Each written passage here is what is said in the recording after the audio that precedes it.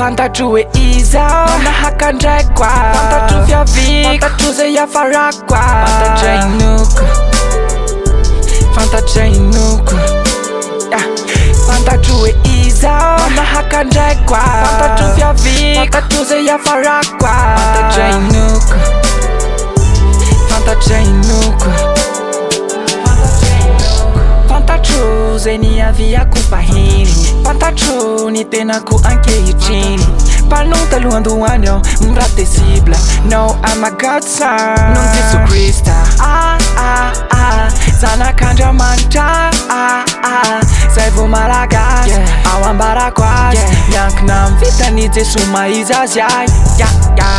Eto am'izao tontolo zao aho, fatra avy amy tontolo zao anefa aho mandalo ny missionko eto dago, mba mandraky zay ny fiainako any amin'ny avo. Fantatro e IZAHO manahakandray koa. Fantatro fiaviko, fantatro zay hafarako koa. Fantatra inoako, fantatra inoako. Fantatro e IZAHO manahakandray koa. Fantatro fiaviko, fantatro zay hafarako koa. Fantatra inoako, fantatra inoako.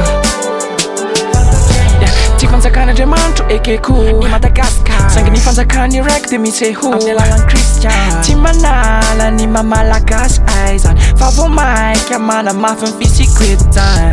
Eto nametrany ahy, soldat de la femme hoany bany. Kian'izay tiatariny fanay, mandroso tsy misy miala. Na mila mihinana anaty ady, mivavaka foana natao. Finona miteraka asa, mitsahatra zay vo mandaka.